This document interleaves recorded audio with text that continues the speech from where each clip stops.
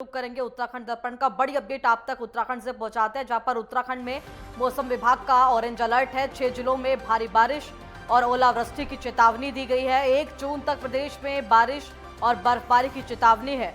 इसी के साथ आपको बता दें कि 31 मई को कई जिलों में भारी बारिश की संभावनाएं जताई गई है। इस समय पूरे उत्तर भारत के अंदर जहां मौसम का मिजाज बदला हुआ नजर आ रहा है, वही बात उत्तराखंड की करें तो उत्तराखंड में इस समय पहाड़ी क्षेत्रों के लिए जहां भारी बारिश और ओलावृष्टि की चेतावनी मौसम विभाग की तरफ से जताई गई है, तो वहीं मैदानी इलाकों में भी इस समय जमकर बारिश हो रही है। इसी के साथ आपको बता दें कि फिलहाल उत्तराखंड में मौसम विभाग का ऑरेंज अलर्ट जारी है और ऑरेंज अलर्ट के तहत फिलहाल सभी जिलों में भारी बारिश हो सकती है। पहाड़ी क्षेत्रों में ओलावृष्टि की संभावना भी मौसम विभाग जता रहा है, जिसको लेकर चारधाम यात्रा भी प्रभावित हो सकती है।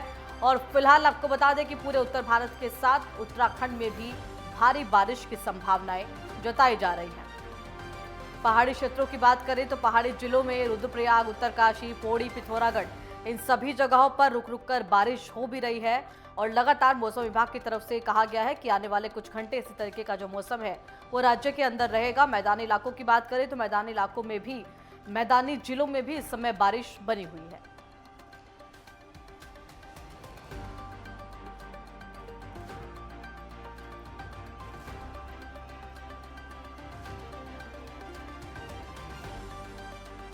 तो उत्तर भारत के साथ इस समय उत्तराखंड में भी मौसम का मिजाज बदला हुआ नजर आ रहा है। राज्य में इस समय जमकर बादल बरस रहे हैं, इसी के साथ बारिश हो रही है।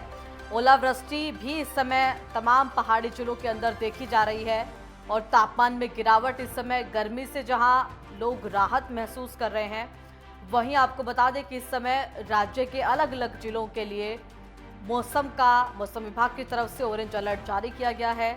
भारी बारिश की संभावना आज भी जताई गई है। साथ ही पहाड़ी क्षेत्रों के लिए उच्च हिमालयी क्षेत्रों में भारी बर्फबारी भी देखने को मिल सकती है। मौसम विभाग की तरफ से ये भी कहा गया है। 6 जिलों की बात करें तो 6 जिलों में बारिश और ओलावृष्टि की चेतावनी दी गई है, जिसमें साफ तौर पर ऊपरी तमाम जिले हैं, पिथौरागढ़ है, उत्तरकाशी है, पौड़ी है, चमोली है। इन सभी जगहों पर फिलहाल मौसम विभाग की तरफ से ओलावृष्टि की चेतावनी भी दी गई है।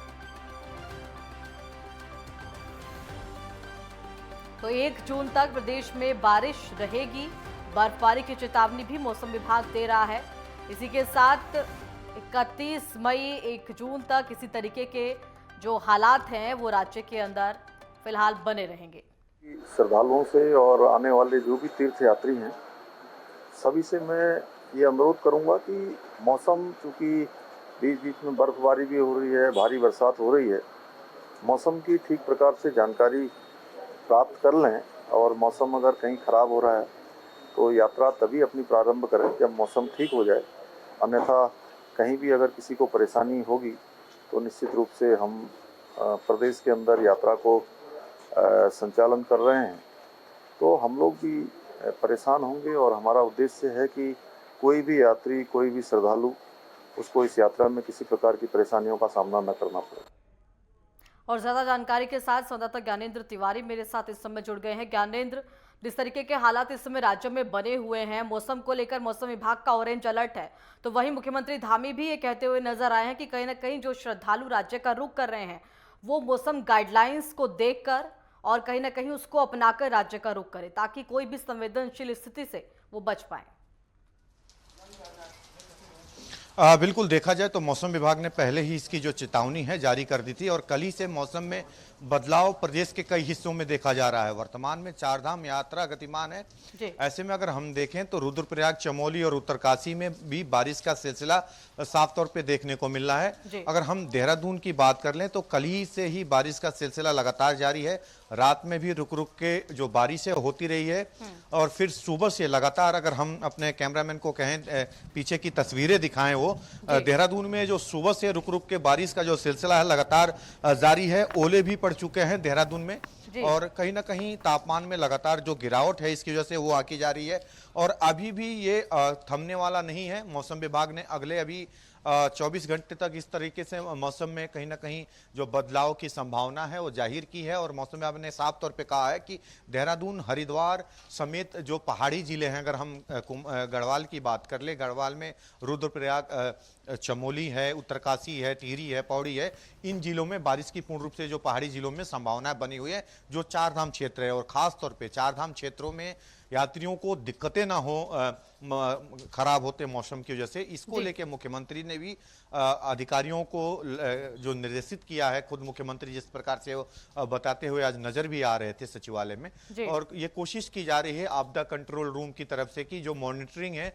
वो विशेष तौर पे की जाए, और जो संवेदनशील इलाके हैं जहां पे लैंडस्लाइड की दिक्कतें सबसे ज्यादा देखने को मिलती हैं, उन इलाकों में चौकसी रखी जा रही है कि किसी भी प्रकार से अगर कोई मौसम खराबी की वजह से लैंडस्लाइड होता है, कोई दिक्कतें आती है, तो तत्काल सड़कों को साफ कराया जा सके, यात्रा बाधित ना हो। इस पे विशेष तौर पे जो फोकस है वो प्रशासनिक तंत्र की है, और मुख्यमंत्री लगातार इस पे नजर बनाए हुए हैं। कुल मिला के देखा जाए मौसम का जो ये बदलाव है आने वाले 24 घंटे में इसी प्रकार से बना रहेगा। सुबह से ही जिस प्रकार से मौसम का जो बदलाव है वो देहरादून, हरिद्वार समेत कई पहाड़ी जिलों में देखने को मिल रहा है, और इससे तापमान में काफी जो गिरावट है वो आकी गई है। ओले भी लगातार कल से हम देख रहे हैं, देहरादून समेत कई जिलों में ओले भी पड़े हैं, जिसकी वजह से तापमान में गिरावट आकी जा रही है। और तेज हवाओं का चलना रात भी देखने को मिला था, और कल शाम को तेज हवाओं के चलने की वजह से कहीं ना कहीं कई क्षेत्रों में जो दिक्कतें हैं, पेड़ उखड़ने वाली समस्या, पेड़ गिरने की जो समस्याएं हैं वो भी देखी गई थी। आज जो है वो सुबह से रुक रुक के बारिश का सिलसिला है, कभी तेज बौछार पड़ रहे हैं और कभी हल्की बारिश लगातार जो है वो हरिद्वार, देहरादून, उधम सिंह नगर और बाकी जो पहाड़ी जनपद हैं वहां देखने को मिला। तो कुल मिला के जो यात्री और पर्यटक आए हुए हैं, कहीं ना कहीं यहाँ के मौसम का वो आनंद ले रहे हैं, लेकिन खराब होते हुए मौसम में उन्हें सुरक्षित स्थान पे रुकने की आवश्यकता है। क्योंकि अगर हम देखें जो तस्वीरें आ रही हैं, नैनीताल की आ रही हैं, मसूरी की आ रही है, चार धाम क्षेत्रों की बात कर लें, केदारनाथ है, इसके अलावा बद्रीनाथ है। बिल्कुल ज्ञानेंद्र, देखिए बारिश जब होती है और कहीं ना कहीं बर्फबारी उन इलाकों के अंदर होती है तो पर्यटक भारी संख्या में रुख भी करते हैं राज्य का, और अक्सर हम देखते हैं कि सैलानी इंतजार करते हैं कि कब राज्य के जो पर्यटक स्थल है वहां पर बर्फबारी हो तो वो उत्तराखंड पहुंचे। हरिद्वार की बात करें तो हरिद्वार में कल गंगा दशहरा, आज एकादशी को लेकर भी स्नान है, और इस समय देश विदेश से जो श्रद्धालुओं का हुजूम है वो उमड़ा हुआ है हरिद्वार में। ये भी निकलकर सामने आया है कि कहीं ना कहीं बारिश के चलते ट्रैफिक जैम की समस्या भी इस समय हरिद्वार और आसपास के क्षेत्रों में बनी हुई है। बिल्कुल, देखा जाए तो हरिद्वार में जिस प्रकार से गंगा दशहरा को देखते हुए तमाम जो श्रद्धालु हैं देश भर से वहां पहुंचे हुए हैं, चाहे वो ऋषिकेश हो, हरिद्वार हो, कुल मिला के अगर हम देखें तो जाम की समस्या लगातार बनी हुई है, क्योंकि यही एक मार्ग है जो हरिद्वार और ऋषिकेश होते हुए चारधाम क्षेत्रों के लिए भी जाती है। और ऐसे में जो मसूरी के लिए पर्यटक देहरादून के लिए आते हैं वो भी ज्यादातर जो है हरिद्वार से ही आते हैं। तो कहीं ना कहीं ये समस्याएं देखी जाती हैं कि जो कहीं ना कहीं ट्रैफिक की जो समस्या है इस दौरान हरिद्वार और ऋषिकेश में सबसे ज्यादा देखने को मिल रही है, और कहीं ना कहीं इसको लेके पूरी प्रशासनिक तंत्र की ये कोशिश है कि किसी भी प्रकार की यात्रियों को समस्या ना हो इन क्षेत्रों में, उसकी विशेष तौर पे जो फोकस है वो बनाई गई है। और ये आवश्यक है कि इस तरह की जो परेशानियां आम लोगों को भी ना हो, जो वहाँ के निवासी हैं या फिर जो यात्री आ रहे हैं, तो ये विशेष तौर पे फोकस की जा रही है।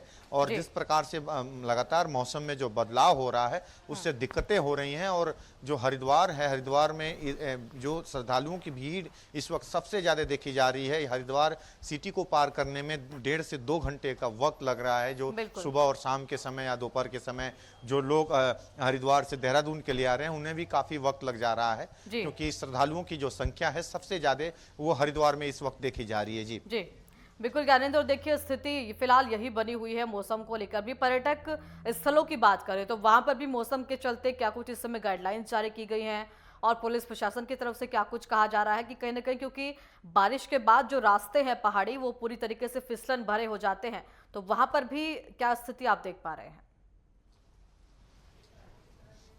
बिल्कुल, देहरादून की बात कर लें या फिर मसूरी की बात कर लें, इसके अलावा जो पर्यटक स्थल हैं उत्तराखंड के, रामनगर है, नैनीताल है, औली है, ये इलाके अभी इस वक्त अगर हम देखें तो पर्यटकों की लगातार जो संख्या है वहाँ बढ़ती हुई नजर आ रही है। और ऐसे में जिस प्रकार से लगातार बारिश की वजह से एक प्रकार से देखें तो जो नैनीताल है या मसूरी है वहाँ जाम की समस्या सबसे अधिक देखने को मिलती है इन क्षेत्रों में, क्योंकि दोनों पहाड़ी स्थल हैं, पर्यटक स्थल हैं, और वहाँ पे जाम की समस्या इस वजह से भी होती है क्योंकि उन क्षेत्रों में एक सीमित जो कहीं ना कहीं पार्किंग की व्यवस्था होती है होटल की तरफ से और कहीं ना कहीं वहाँ के प्रशासनिक स्तर पे, तो जी। इस वजह से वहाँ जाम की समस्या सबसे अधिक देखी जाती है। कई दफा अगर चलिए हम ठीक है, देखें बिल्कुल तो ज्ञानेंद्र, मसूरी में देखना जो होगा इन जाम मौसम की के समस्या हालातों है। के बीच में चारधाम यात्रा भी किस तरीके से संचालित रहती है और क्या स्थिति राज्य के अंदर बन पाती है। फिलहाल तमाम जानकारी देने के लिए आपका धन्यवाद।